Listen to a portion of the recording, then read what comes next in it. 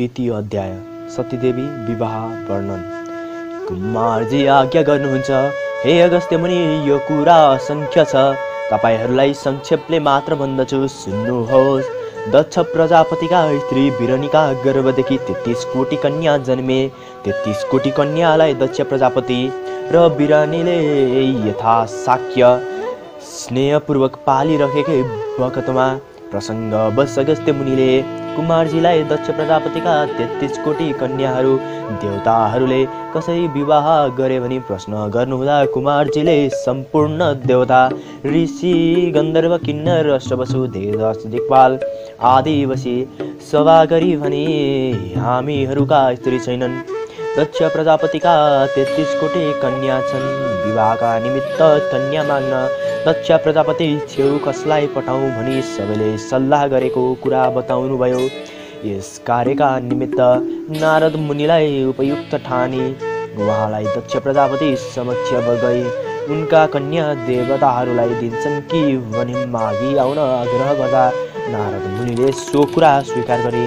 दक्ष प्रजापतिलाई सम्झाउन भने उहाँ जानुभयो। त्यसपछि दक्ष प्रजापति समक्ष पुगी क्षेम कुशल शिष्टाचार पछि दक्ष प्रजापतिले नारदजीको भेटको उद्देश्य जान्न चाहँदा नारदजीले आफूलाई देवताहरूले आग्रहपूर्वक पठाएको बेहोरा वृत्तान्त गर्नुभयो। हे भाइ प्रजापति, तिम्रा 33 कोटी कन्याहरू 33 कोटी देवताहरूलाई दिन योग्य देखिँदा दिने हो कि होइन भनी सल्लाह गर्न आएको हुँ।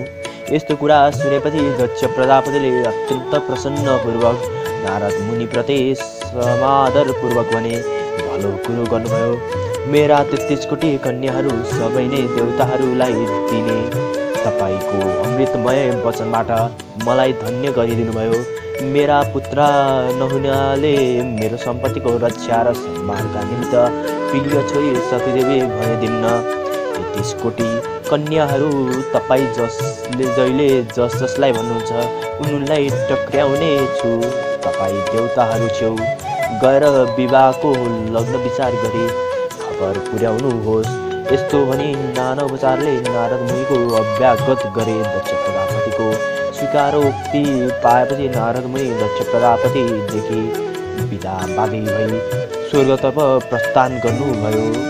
त्यसपछि नारदजी देवताहरू कहाँ पुगी दक्ष प्रजापतिसँग भएको कुरा विस्तारपूर्वक बताउनुभयो। सतीदेवी बाहेक दक्ष प्रजापतिका 33 कोटी कन्याहरू 33 कोटी देवताहरूलाई दिने भएकाले देवताहरूले विवाहको दिन ठहर गरी पठाउनु पर्ने नारद मुनिको भनाइ सुनि देवताहरू प्रसन्न भई नारद मुनिलाई धन्यवाद दिँदै विवाहको तयारी गरी भइहाल्ने दक्ष प्रजापतिको घर बडो उत्साह र उमङ्गका साथ जानुभयो।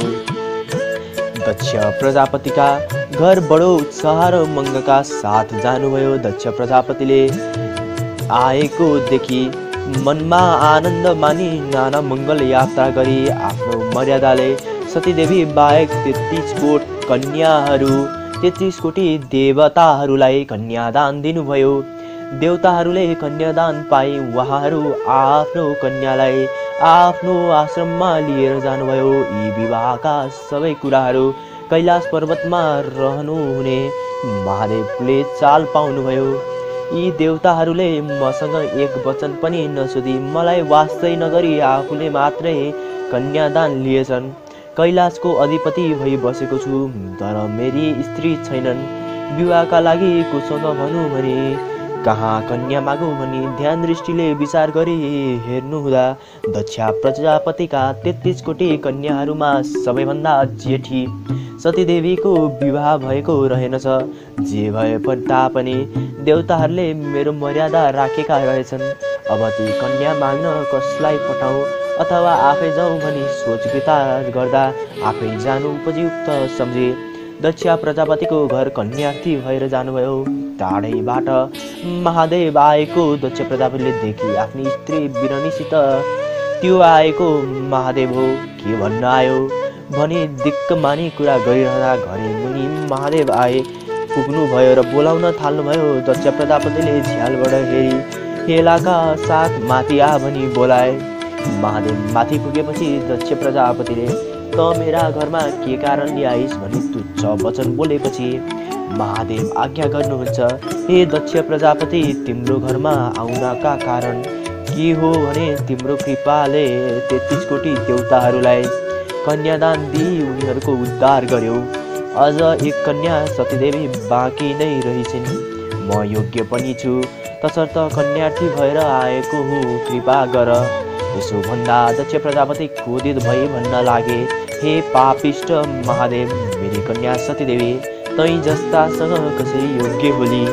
त कस्तो भने खरानी घसी, सर्पको गहना लगाई, बाघको छाला उडी, डमरू त्रिशूल हातमा लिई, बुढो गोरुमा चढी हिँड्ने, मसानको मा बस्ने, विष भाङ धतुरो खाने, दिगम्बर देख्दैमा पनि अशोभा यस्तो। तैँले मेरा मुख्यान्जी आए यस्तो कुरा कसरी गरिस्? जा मेरो घरमा नबस, यसो भनी पाखुरामा समाती उठाए। महादेवलाई दक्ष प्रजापतिले यस्तो अपशब्द बोली निन्दा गरी शुद्ध वचन बोलेको सुनि धेरै मन दुखाई उहाँ बाहिर आउनुभयो र भन्न लाग्नुभयो, नदिने विचार भए दिन्न भनेको भए भइहालिन्थ्यो, यसरी निन्दा गर्नु के आवश्यक थियो?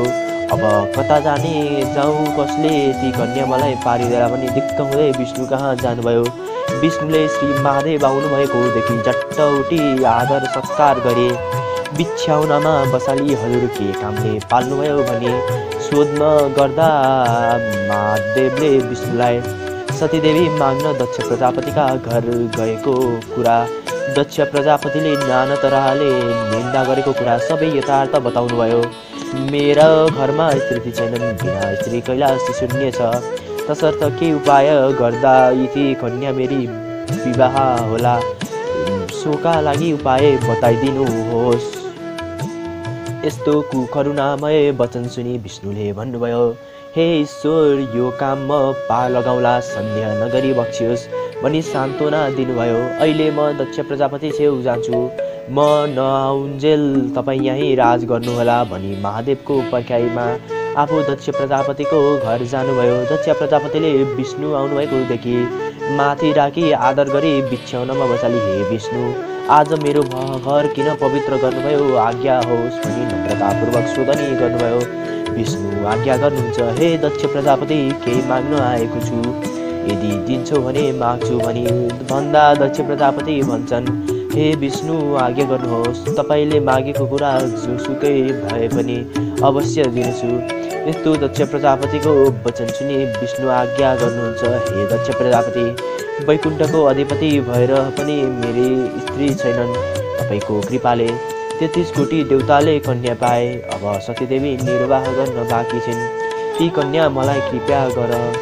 यति श्री विष्णुले आज्ञा गरेको सुनि दक्ष प्रजापतिले मनमा विषाद गरी भने, हे विष्णु, हजुरलाई थाहा नै छ मेरा पुत्र छैनन्, सम्पत्तिको रक्षा गर्ने कोही छैनन्, के गरौँ, मैले बाचा हारे, यी कन्या तपाईँलाई दिए, शुभ लग्न ठहराई कन्यादानका निमित्त बरयाती लिएर आउनुहोस्।